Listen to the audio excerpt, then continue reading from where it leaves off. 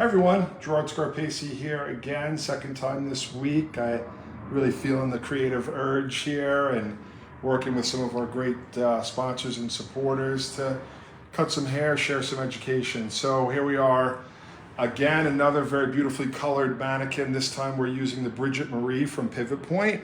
Shout out to our friends at Pivot Point, this ongoing series that we call Professionals Who Practice, and that's what I'm doing here. This was beautifully colored, this Bridget Marie mannequin, by my good friend Allison Daza using Davines color. And she kind of asked me to do a few haircuts for a fun class that she has coming up on color. So I jump right in. And what I'm doing here is I've pre-sectioned off kind of the front temple area on both sides. And I'm cutting in a little bit of a shorter kind of chunk around the face on both sides. I've got the bang sectioned out. I've got the top of the head and the back of the head. So a few simple ideas. It's going to be overall a longer haircut in the mullet or the moulet family. But I want to do it in just kind of a really kind of textured way with lots of movement. So if you can see what I was doing there, I'm going to do it on the other side in just a second. I came in from a shorter point, right kind of in the middle of the ear. I let the hair slide through my hands and created length about lip level. So we'd have this nice kind of like little lock right here next to the face. Probably get a little bit softer as we go on, but I just want to kind of get the bones of the shape in first. As you know, I love working with Pivot Point mannequins. I think, the next best thing to having an incredibly open model with perfect hair, which is probably one of the most difficult things to do in education. So to be quite honest, the Pivot Point mannequin is probably the best thing you can have for education, because it's very difficult to find models that have perfect hair like this, that you can color any way that you want, cut any way that you want, and really just practice. And even though I've been cutting hair now for over 30 years, I have this like kind of regular urge to practice and try things. I still do work on clients every month, and I work with a lot of models for different events and things like that. And, it gives me so much more confidence in my creativity when I know I've kind of played around with an idea and I've really experienced it on a shape, on a mannequin. So using the Bridget Marie here today, what's great about her is she comes kind of in a light color. So I guess she's probably more close to like a level 8. So when you want to do creative things like what Allison's done here, using her Davines color, you don't have to worry about pre-lightening like to get to that red on the opposite side. The hair's already light. All right, coming through. You can see just taking really simple sections in this little dropped out panel and working with a fairly open stroke with what we'd call edge cutting, using the side of the blade, the edge of the blade, and kind of working from short to long to get this fun little kind of piece that's going to drop and kick. Then adding a little bit of weight removal, or what I like to call slicing. And again, there'll be more refinement as we go. We just want to kind of get the effect in here.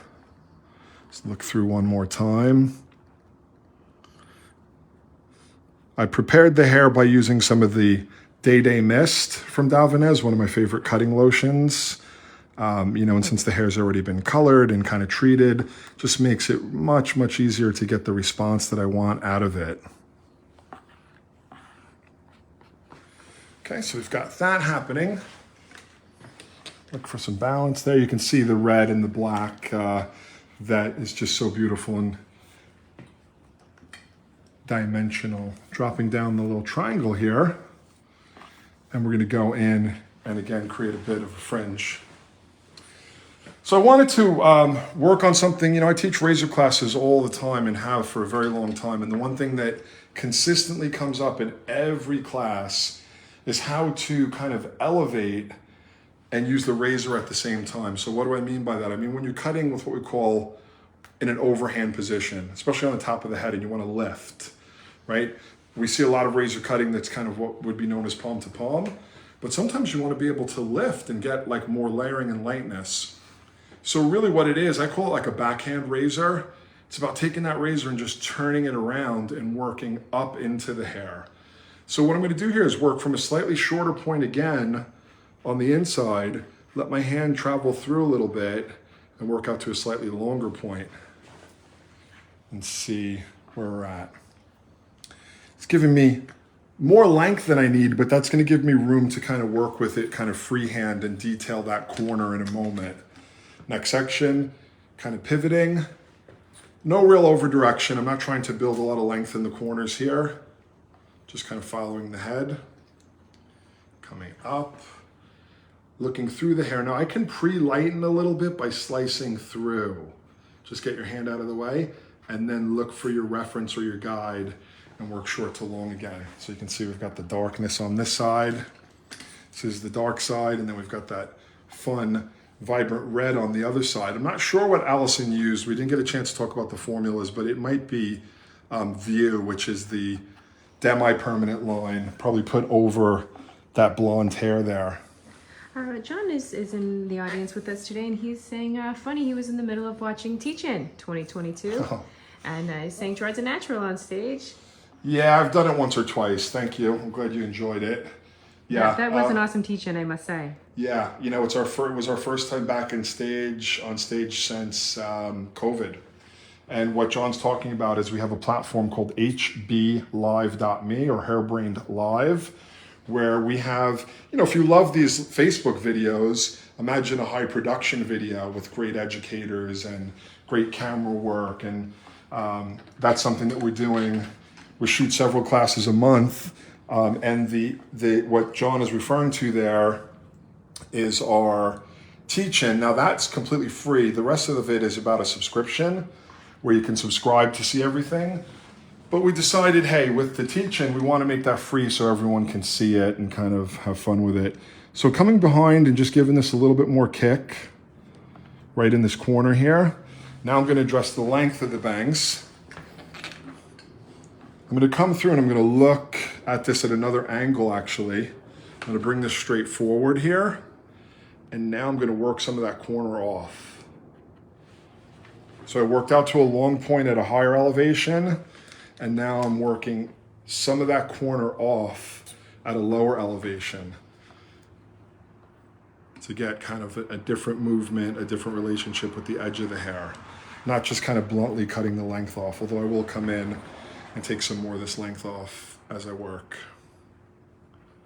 You know, I had a vision in my mind here for what I wanted to cut, but I didn't completely map out the technique. And again, that's something, you know, with practice and experience, you know, I always think if you know there's 2 or 3 things in the haircut that you're really clear about, then the other things can kind of fall into place, you know, as long as you have an idea of what the length is that you want.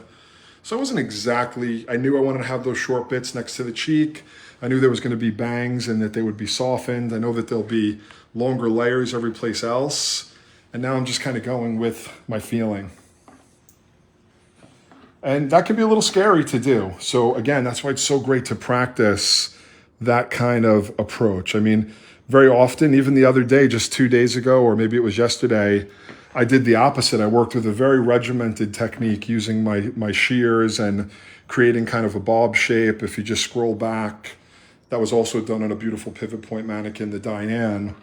And at the end of it, you know, I was satisfied with what I did. But then today, I want to take the opposite approach. There's just so many ways to do things in our craft. And I just think to limit yourself is what you don't want to do and be like, I always do it this way. So you can see the effect there. I just started to kind of whittle down the lengths a little bit, and we'll play with that more as it begins to dry. Now I want to get into some of this longer hair. And there's quite a bit of it here. We're going to start off again by keeping all the external length. And again, working in a very fluid way, using the razor to layer through the hair. Vertical section in the center to start off with.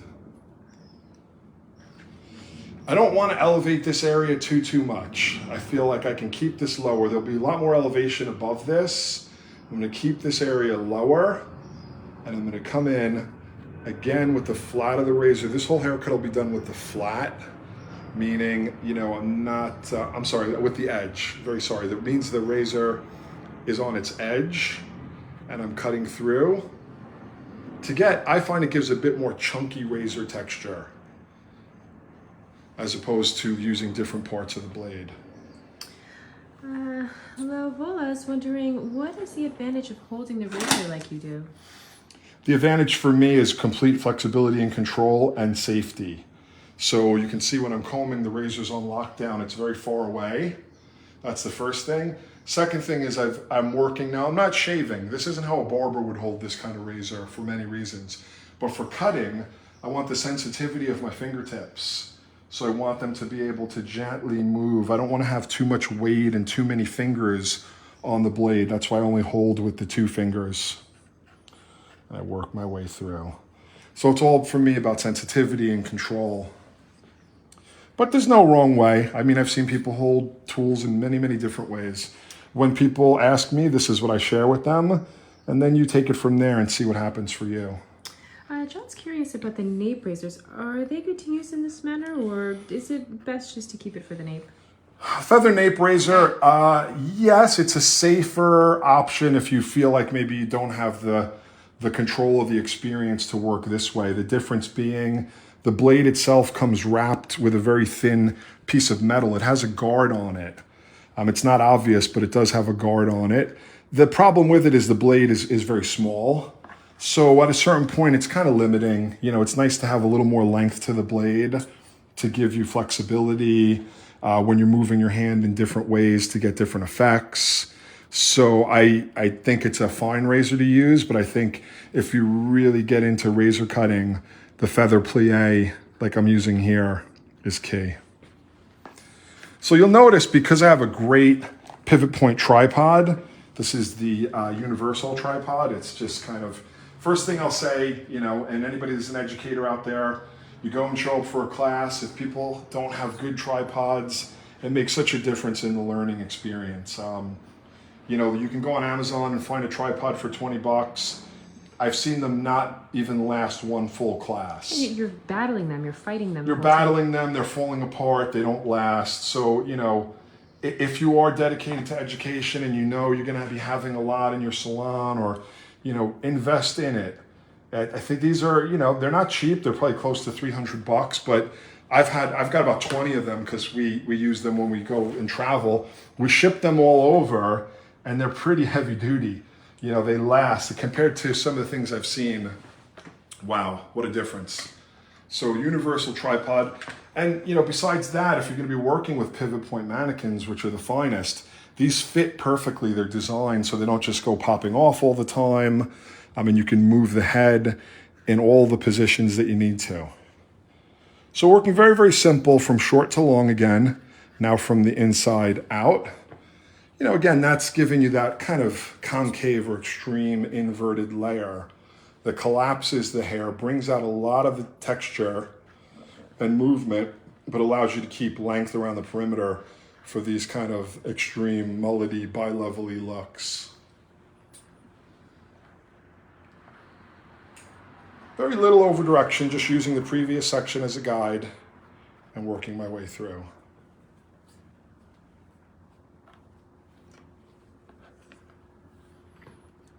Previous section as a guide, working my way through, maintaining all the length, and then coming back through and putting a little bit of slicing through the perimeter lengths. I'll show you what that means in just a moment.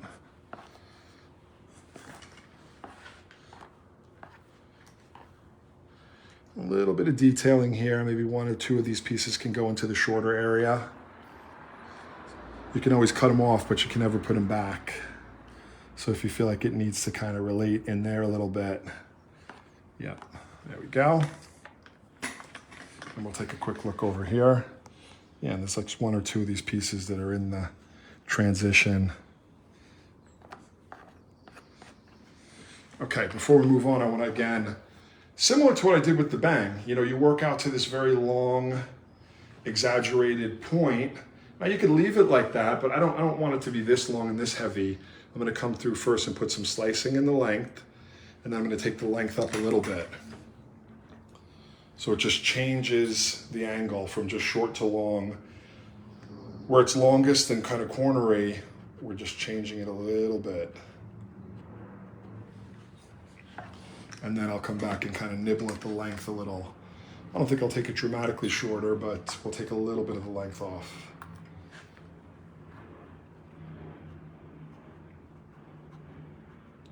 And let's talk about the hair.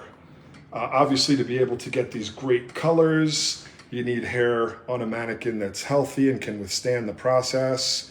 And again, it needs to be real hair to be able to do this kind of cutting, especially with a razor. If you, again, any razor educators, if you've ever shown up to a class and perhaps they have synthetic hair, I mean, razors don't really even cut synthetic hair. It's a really interesting experience. So it's totally worth the difference of cost of a few dollars, $10, $20, $30 to get the best mannequins that you can. We believe in them so much that we sell them on hairbrain.pro so that educators and students can stock up for themselves. But you can also go directly to Pivot Point's shop and see all the different things that they have. All right, so now I look at this, it's gonna tell me right where I wanna take the length off. It's so light down here, I don't feel like I need to be overly gentle with it. I'm just gonna take it in one and a nice open edge stroke and just take off some of this excess length. Coming right around, following the curvature of the neck. And taking off some of this excess.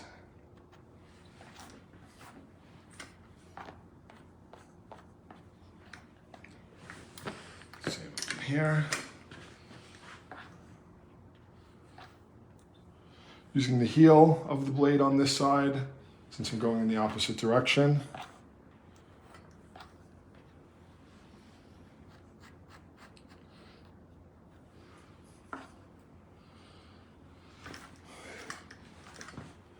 All right, starting to see that bi-levelly shape. Before I move into the top, I'm gonna take these sides, these little chunky corners right here, and I'm gonna lift them up. Is that the whole section? It's kind of the whole section because it's a small area and I'm just gonna use some slicing to kind of layer through it internally. In kind of a invisible way. This is just that little temple area. Even though I have some of the longer hair in my hand, I probably won't cut it. It's just there because it lives right next to this other hair.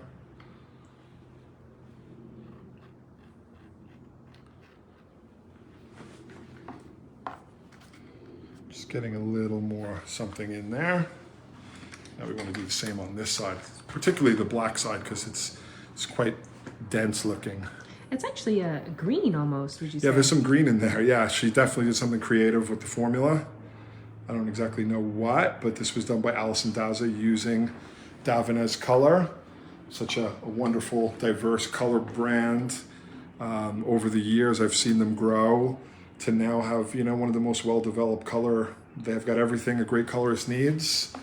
And they continue to astound with the developments. One of the latest being View, which is the semi-permanent, which I think is probably what was used on the red here. Gonna put a little slicing into the fringe area, the bangaroonies.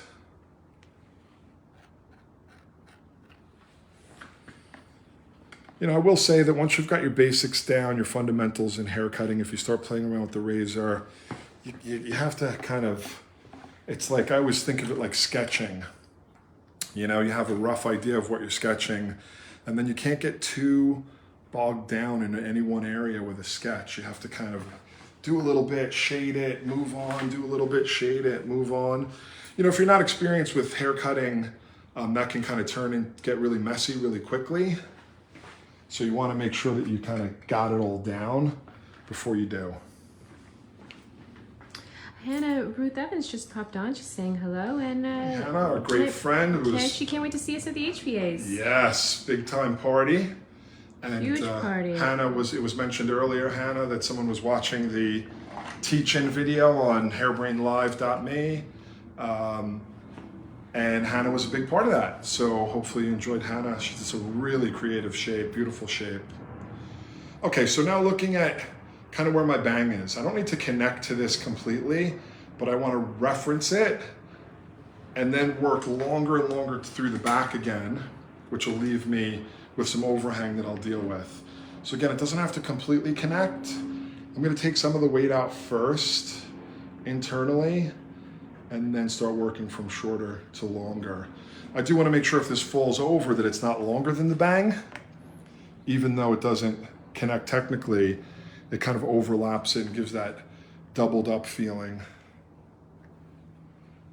Lynette just popped on and she's saying she loves razor cutting, and Hannah is her favorite stage experience, the teach-in. That was an awesome teach-in.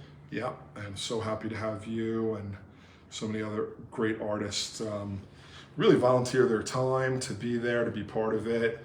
We had, it was, I didn't know it at the time, but it was also the last ISSE show. So that show is now been retired. There'll be a new show in Anaheim run by Premiere. So there won't be any more Long Beach hair shows. So we're talking right now about how we're going to do the teach-in at Anaheim. Okay, next section, combing towards the center.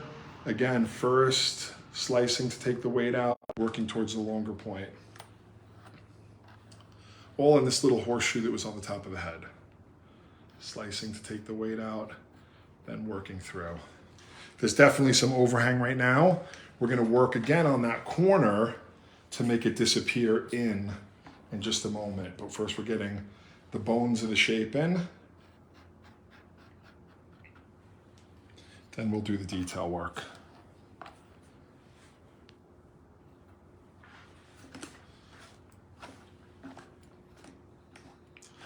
So just making sure that those overlapping lengths don't end up longer than any of the perimeter. That would be the one time where it would be kind of a problem. So that's kind of a visual thing. Technically they are longer than the bang, etc., but because they have a distance to fall, they don't end up falling longer. Up towards the center, taking out some of the weight first, and then looking for that guideline. Now this haircut, your left hand is staying stationary pretty much the whole time. It's not traveling.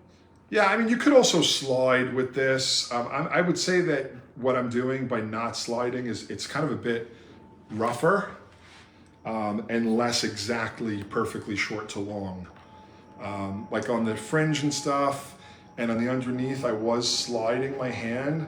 Here I'm just holding it with tension and being a little bit rougher with it, kind of roughing it up and making it less accurate in a certain respect.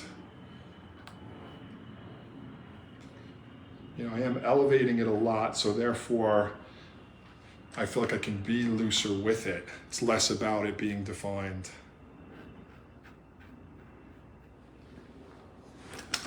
So first, again, I want to look at how that hair falls over the front and the shorter areas.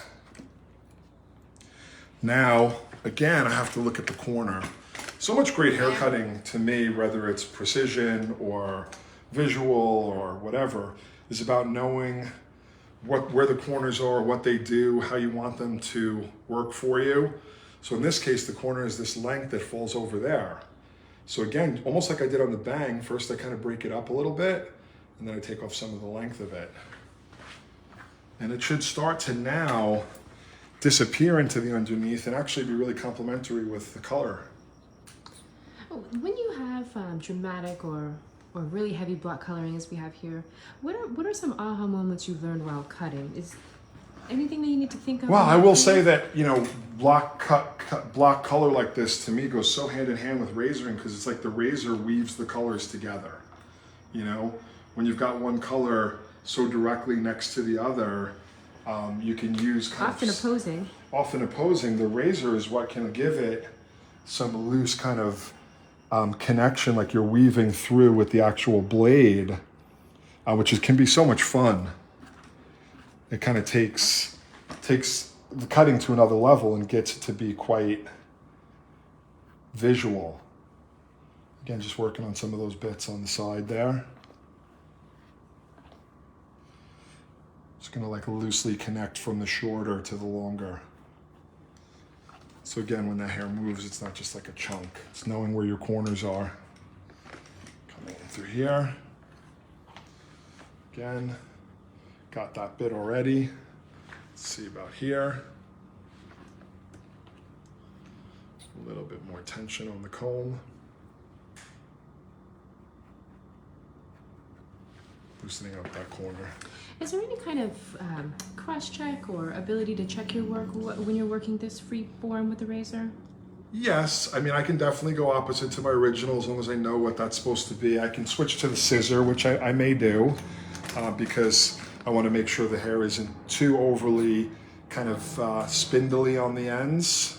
So sometimes at the end I will pick up the scissor and just kind of use some light point cutting to check some stuff out.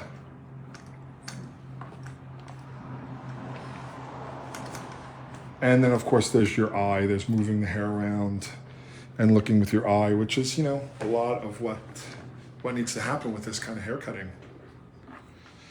But here's an example. I can come across in the opposite direction. I'm not doing this really just to check the ends of the hair. I'm going to do it to work on the weight internally using the tip of the blade. But I can see, you know, if my shape is there. It looks fairly square, which was what I was intending by giving it a little bit of over direction. And again, getting a nice lightness into this hair. Working on those last 2 or 3 inches so when it overlaps the underneath color, it has a nice woven effect. Work on to the opposite side.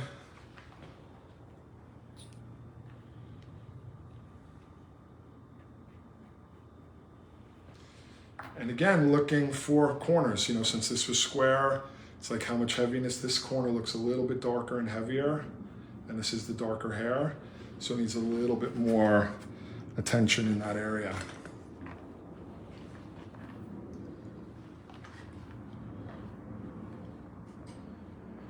This should be nice and light because we already really went through it, but I'll just bring it up and have a look. You know, I mean, obviously this isn't a classic balance, you know, having these short areas and long areas and disconnections. It's meant to be a little bit more avant-garde or freeform. But I still, it's just my nature. I always want hair to look pretty. So I'm always playing around. I like those little kicks and flips. And I'm always trying to get hair, you know, and that's just what it means to me and my guest, you know. I mean, not everyone wants to look or feel pretty, or what that even means is different for everyone. But I have this certain, you know, looseness and movement and little unexpected kicks and things that I just love to see in hair. So again, looking at that area behind the ear, where you have probably, again, one of the biggest disconnections in the haircut, and working internally so there's a relationship between the two areas.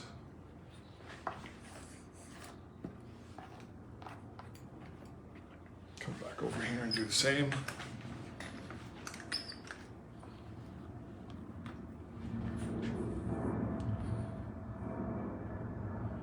Working through, you know, using just the tip of the blade like this, it can give you so many options in hair, working internally. Of course, you can use pointing and slicing with the scissor or texturizing scissors, but for me, there's nothing quite as organic and as connected to my fingertip as working this way with the razor. It's like I'm just using the tip of my finger, and wherever I look through the hair and feel like it's too dark or too heavy, I'm just melting. So that's my own experience with it. You can see that these pivot point mannequins, in this case, the Bridget Marie, has an incredible texture. You know, so we can work into natural wave and movement. You know, they come in quite a few different textures. If you go to the Pivot Point website at Pivot Point Shop, you'll see that they have quite a few different formations, I think is the word that they use for the texture, like how much wave it is. And now they've got some incredibly beautiful, really truly curly ones at various lengths, you know. True curl that you can work with, and there's lots that have great wave too, like this girl right here. Okay, I'm using a little bit of Davines blow dry primer, even though I'm going to let this air dry. I love the blow dry primer as like a setting styling spray, so I can spray through, use my fingers to style the hair in where I want it to go, and then let it dry undisturbed, and then later I can kind of break that up using something. Once it's kind of dried off, I'll use something like the oil non-oil So I'll let this dry. I might even, you know, sometimes I'll even use a little bit of the hairspray. Just a little bit of one of Davinez's older hairsprays, but I still have some left, so don't want to be wasteful. This is from the Your Hairdresser line. And again, now we could work with a diffuser and kind of bake this in, or I can just put it to naturally dry, which is kind of what I'm going to do. It's a beautiful warm day here in Southern California, and I don't really feel that I need to make it any warmer by using the blow dryer. I'm going to do just a little bit of visual, just kind of picking up and playing, scratching here and there around the perimeter, and then I think I'll be pretty much finished up. So I want to thank everyone for joining me today, and I want to thank our sponsors and supporters, Pivot Point for making great education possible, as they have for, I don't know, it's over 50 years, I believe, by making great tools for educators, tripods and mannequins, as well as many other things. I want to thank our friends at Davinez for making incredible hair color, especially with Allison Daza living right here. She's always coloring these mannequins and kind of sending them over to me to play with. And I want to thank you guys for the continued support of Hairbrained. I hope you enjoyed this. Hope you got a little something out of it. Peace out. Have a great weekend.